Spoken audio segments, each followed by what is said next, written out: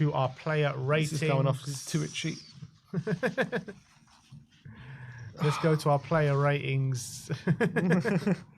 Antonin Kinski, Sim gives him an 8. I gave him a 6. Look, he did make a hell of a lot of saves. I thought majority of them were routine. One of them was a really good save in there. And I did feel like he made a bit of a hash of one of the shots that came his way, which, you know, was very close to being a goal for Palace. But look, yeah, I mean, I was watching him play. I didn't think he had a great performance. I thought he was okay. I thought he was really good. I think comes out with quite a lot of credits. He had to make a lot of saves, was under a lot of pressure. Also from corners, did quite well coming for a few of them. And I think if it wasn't for him, it could have been a lot worse. And having not played in the Premier League for a while, I think it was a pretty good performance from him. So I give him some credit. Pedro Porro up next. 6 is all around for Porro. I thought he was probably our best player on the day. The only one that was able to create any sort of chances with his crossing ability. And look, he's playing at a really high level. Not particularly this game, but just in general. You know, he's probably our best player at this current moment in time. And without the creators in the middle of the park, you know, it all kind of falls on him. And look, he was the only one that did it yesterday. From a defensive standpoint, I don't think anything troubled him too much. But yeah, good display. Yeah, I think he's been stepping up recently when it comes to being creative and creating chances from those deep positions and showing his quality, which I think maybe at times this season there were moments when he wasn't doing it enough. But recently, he's shown exactly why a lot of fans and we rate him so highly, because of the quality he has. And I think yesterday, look, it wasn't his best, but I think he was the only one showing bits of quality in there. And he did create a really good chance for Sarr, who should have buried it. He put some good deliveries, nearly scored from a free kick as well. So I think he's been probably our best player in recent weeks. Kevin Danso, Sim gives him a 5. I gave him a 4. I was really disappointed with Danso because I think he's done well the majority of times he's stepped in. But yesterday, I thought he was really poor. Consistently getting dragged out of position. I thought physically as well, he was getting overruled a little bit.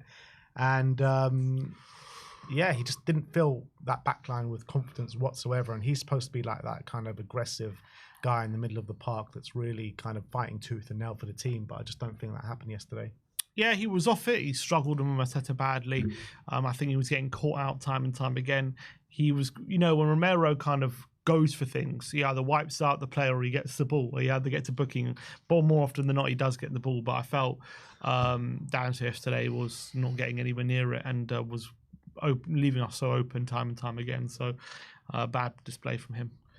Ben Davies up next. Him gives him a 5. I gave him a 6. I thought he was a lot better than Kevin Danso, to be honest. Yeah, he did struggle as well as the rest of the backline did. But I thought time and time again, when Danso was like caught out of position, literally all the time, it was Ben Davies all the time trying to cover and save for his arse. He wasn't able to many of the times, but you know, the effort was there for sure. Yeah, I think he also another one. As soon as Mateta was sticking to him, he just had no answer to it. Wasn't a great display, but I guess a bit better, maybe a bit more composed than Danso was, but also badly struggling to kind of contain Crystal Palace. So yeah, it wasn't great. Jed Spence up next. Him gives him a 5. I gave him a 3. I thought the majority of a lot of their chances came down that side, and I thought he was struggling, to be honest. Look, he did win a fair amount of duels and aerial duels and stuff like that, but I just felt he was just so sloppy. It was infuriating me how sloppy this guy was being, and you want to see him really try and stake a claim for that place at fullback, whether it be right back or left back. I know it's hard because the way Porro and Udogie are playing at this moment in time, but he had the shirt. He did have the shirt. He lost it. And I don't think he's going about it in the right way to get it back. Yeah, I think he struggled badly in this game. Munoz was toying with him at times.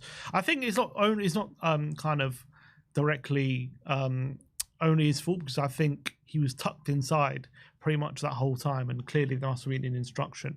But Munoz was destroying him, absolutely destroying him down the right hand side. Every time they got the ball, they were just looking to Munoz every time, and he seemed to be acres of space. And Spence just couldn't get near him, or wasn't getting near him. I thought there were times in the second half he came into it a bit and started to kind of, you know, dribble and look a bit more confident. But yeah, I just can't look past how open we were down that side and how culpable I think he was for a lot of it. Yeah, Ben Tagor up next. Him gives him a 4. I gave him a 6.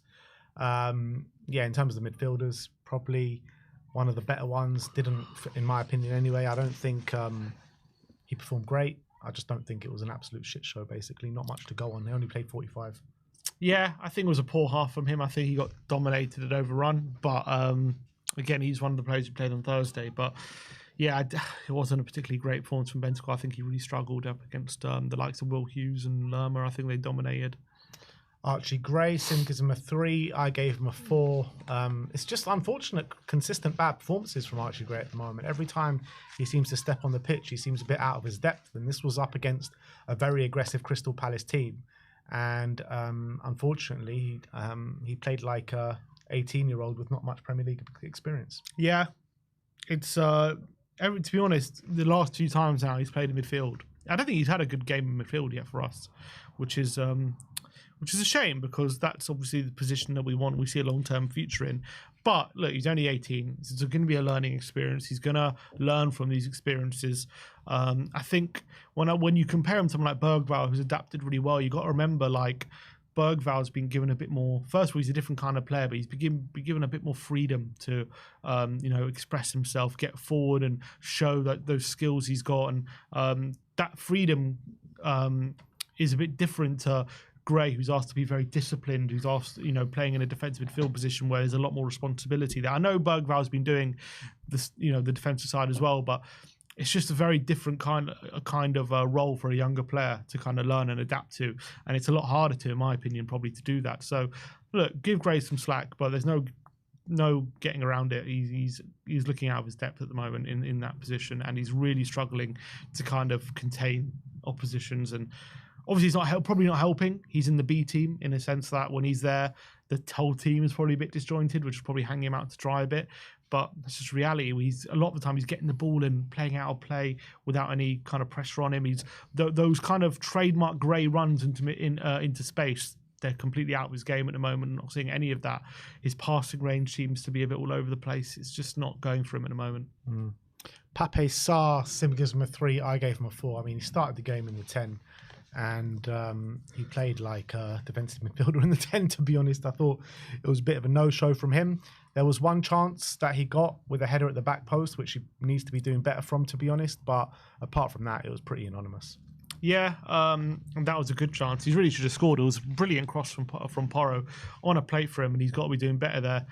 I think he struggled to impact the game. Other than that, he just seemed to let the game pass him by. Wasn't getting on the ball too much. Wasn't kind of making too many tackles.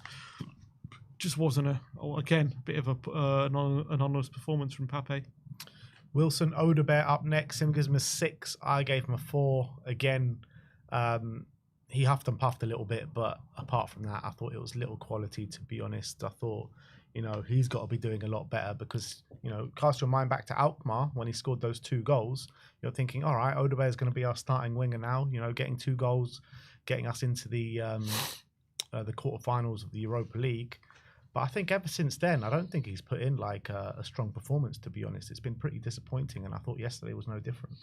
Yeah, I think at times he was looking bright. I think first half, I don't remember anything he did, but I think second half, I think he put one ball in across the face of goal, which Moore was unlucky not to kind of get on the end on. And I think he then moved into the 10 for the last 25 minutes, I think it was. And I thought he looked quite bright in that position. He was getting on the ball. He was kind of getting in good positions. He was getting in between the lines and kind of linking the play with with Son and with Tel as well. I thought he looked all right when he was in the 10, but obviously we didn't create enough and we're already 2-0 down at that point. But I thought there were some bright moments from him when he went into the 10. Next up is Matisse Tel. Sim gives him a 6. I gave him a 5. On Matisse, look, I think he always looks very busy. He always looks like he wants the ball and he wants to get on the ball and cause some problems. And he definitely does that. He buys so many fouls throughout each and every game.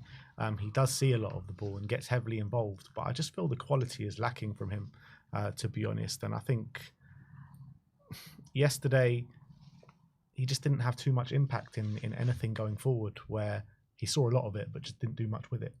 Yeah, I think he was looking bright on the left-hand side, and he was showing for the ball a lot and getting on it a lot. And he seemed to be our outlet. Whenever Kulusevski went long, he seemed to always look for Tel.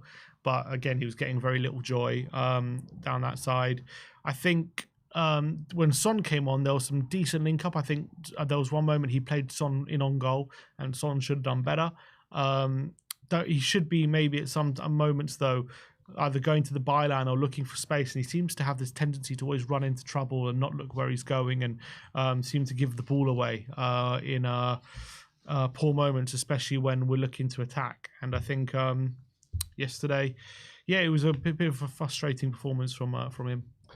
And the last from the starting 11 is Decky. Sim gives him a 5. I gave him a 6. He lasted 15 minutes. He had 4 touches on the day. Like, there's nothing really much to say about his performance. I just gave him a 6, just as benefit of the doubt. Yeah, got injured, so let's just hope he stays fit. But 5, just split it down the middle because he didn't really do much. Mikey Moore, who's the one that came on for Kulusevski, and I was really excited to see Mikey Moore. 5s all round. Unfortunately, didn't have the desired impact, to be honest. I mean, there was a few flashes where he was getting on the ball and taking his man, but apart from that, it was few and far between. He did find himself with a chance at the back post where he should have done better from, but pretty anonymous, to be honest. Yeah, he struggled. He definitely struggled. He couldn't really get involved in the game. He had one moment near the end where he dribbled past 2 players into space and wins a corner.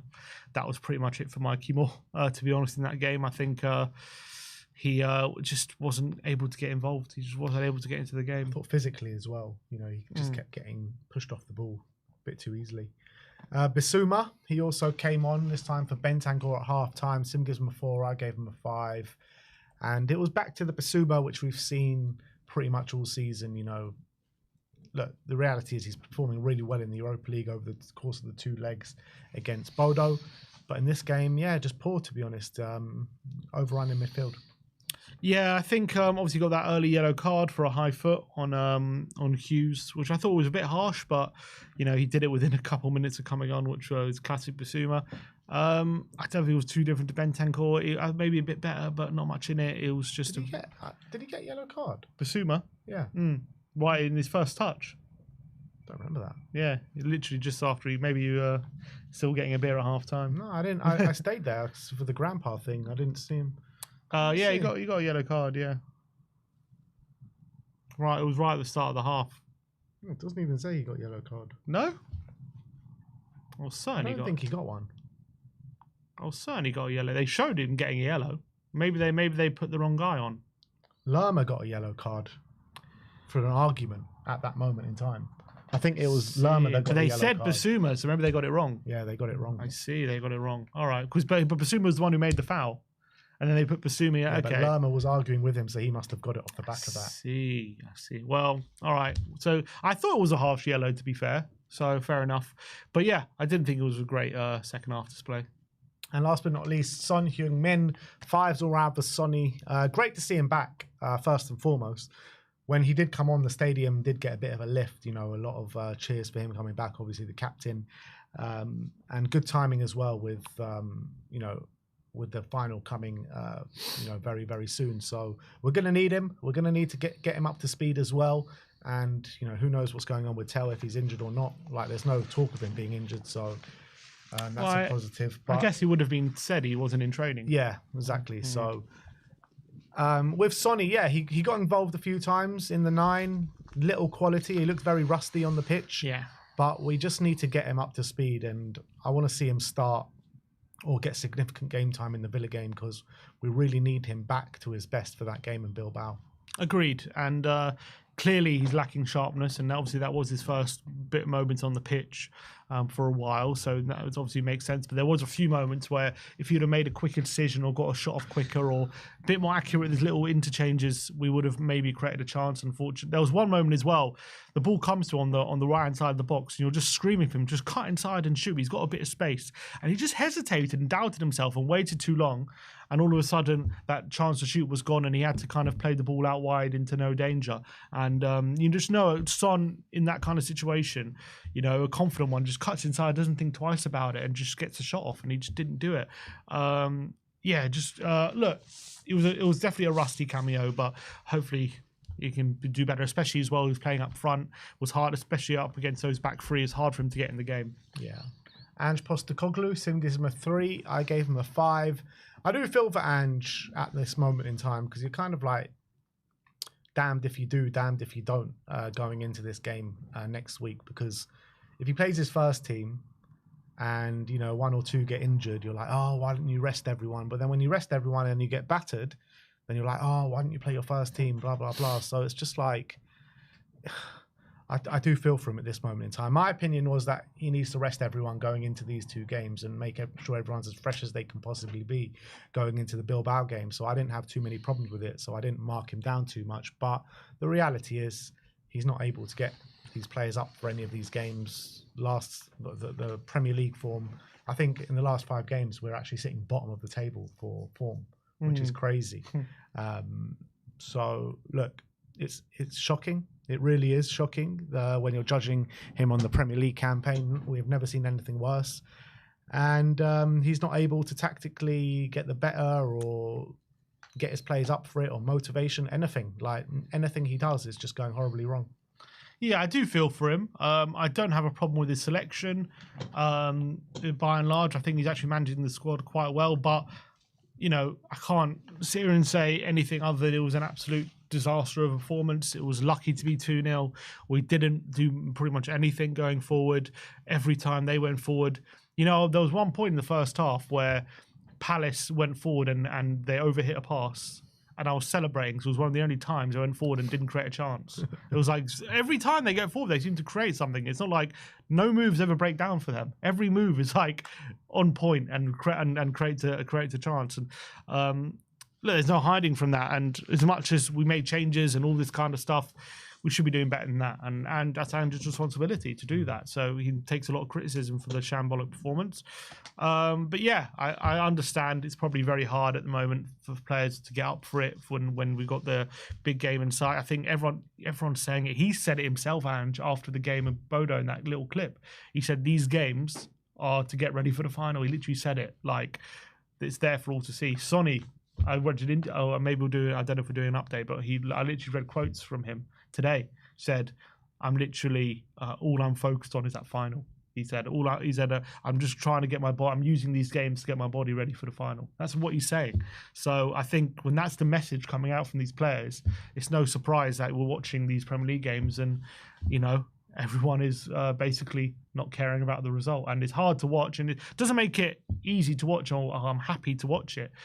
But that's just the situation at the moment, unfortunately. Yeah. All right. Well, that is our player